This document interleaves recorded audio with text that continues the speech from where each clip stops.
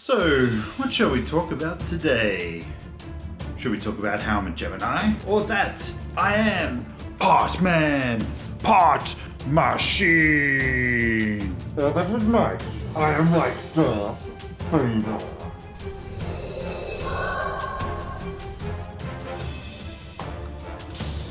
Nah man, we're here to talk about games.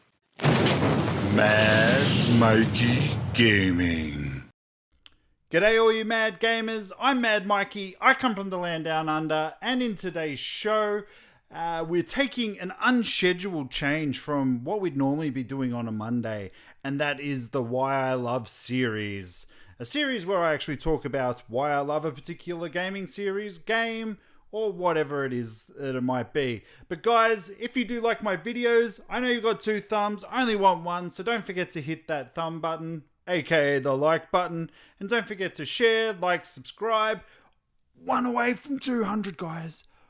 1 away. And as usual, don't forget to tell your mother, tell your brother, tell your old man. Yeah, that's right, I changed it up this week.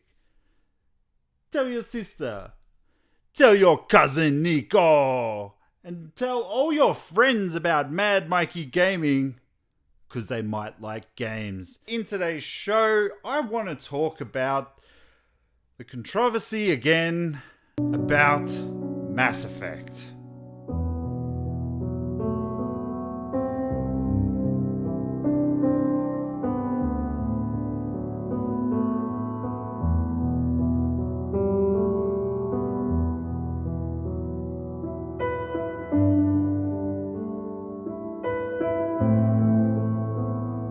Now, it seems that it wasn't that long ago that we were actually talking about the controversy of the ending of the Mass Effect trilogy in Mass Effect 3. But no longer did it take for us to get a 10-hour peek into what is going to be another huge and, I hope, highly successful Mass Effect game. There's controversy. Why it is, may I ask? Well, before we can get into that, we have to hold up. Go back to the past.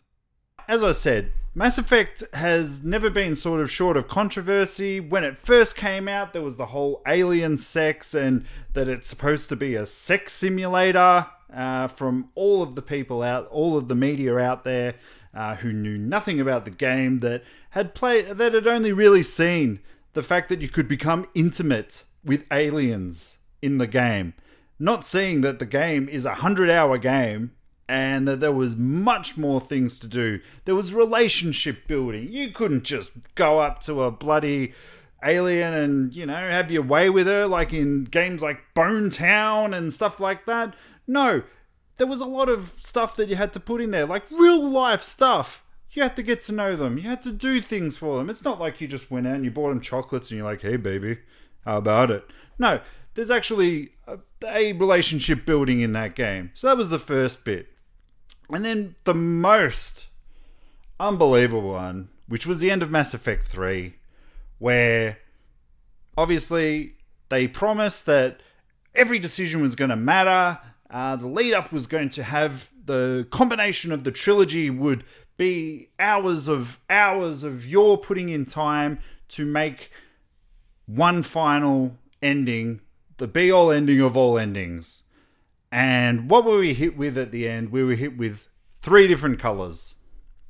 Now, the internet took up a big stir about this, and as usual, the internet does what the internet wants, and they just type, with no feelings for the feelings of other people, no thoughts of repercussions, nothing. Just people who claim to be passionate gamers being keyboard warriors out there and abusing people who have given you years and years of their life to bring you hours and hours of entertainment that you are obviously very passionate about. But where is that line between passion and just a straight out douchebag? When it's coming to Mass Effect these days, it seems that we are seeing that line get crossed numerous times. As I said, people go to Twitter, they abuse the hell out of people, they abuse people for being bad at their job. or what everybody perceived this to be a wrong ending. I myself personally, when I finished Mass Effect 3, I finished it and I was like, that's how my Shepard would go out. Until I learned that afterwards, there was the whole thing, because after I finished the game, I went out and I started watching reviews, people's thoughts, because I'm interested in what other people think, as I hope that you're interested in what I think. You go in out and they talk about the red, the blue, and the green ending, and I'm like, that's really interesting. Yeah, that is interesting. I'm like, it didn't ruin my experience. I still went back and I played again, and then they brought out a patch where it gave you another ending where you could just not pick any of those colors. And the Shepard that I was playing, that was the perfect ending for him. He said, stuff you little space robot, star child, whatever the hell you are. I'm not doing what you're saying. And then humanity suffered for it. They gave us that little ending. Then the Mass Effect guys were nice enough to come out and say, look, we hear you, blah, blah, blah. We're going to change the ending. We're going to give you a few extra options. We're going to give you a few extra minutes of gameplay and story before the ending. So hopefully you can understand what our vision was. That's where the developers at Mass Effect lost. Because whilst what they did was amazing, I played through it again, I thoroughly enjoyed it. It did make a bit more sense, but on a side note, if you've ever read up about the indoctrination theories that were around, about that possibly be the ending, to me, the indoctrination theory fit, and that's how I interpreted the ending of Mass Effects. If you're interested in that, comment in everything below, and I'll link you to all of those things. They're passionate gamers. They are what you call passionate gamers. Not the people that have just come out of the woodwork again and have started abusing the developers. People who have put their time and effort into Mass Effect Andromeda. You got a 10-hour trial, in case you don't know, on EA Access.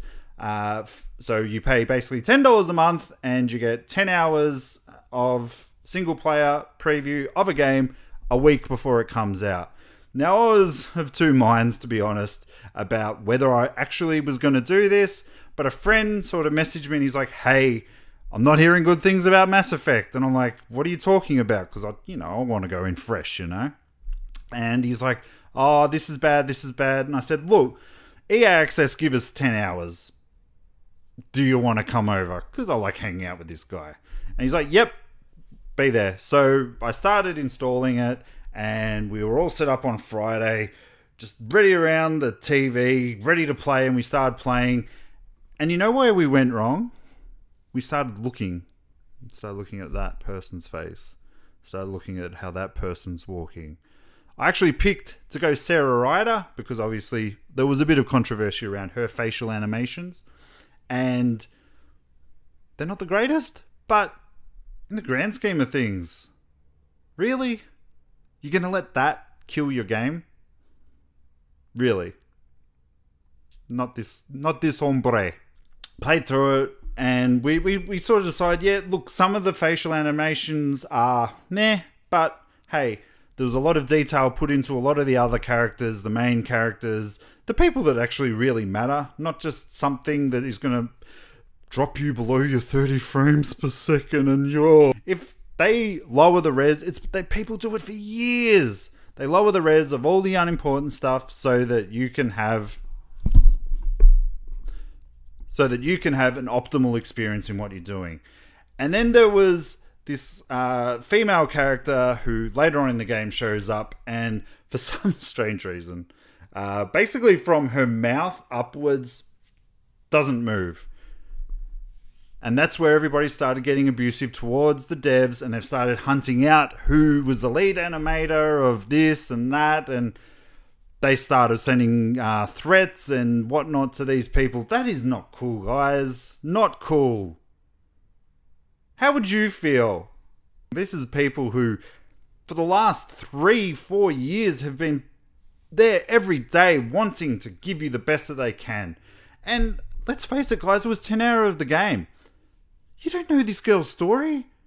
She could have had some issue with the cryostasis when they went through the relays and jumped, and for 600 years something could have gone wrong. Could have just been a simple Botox issue. Did you think of that? Guys, let's be passionate about games, because God knows that I am.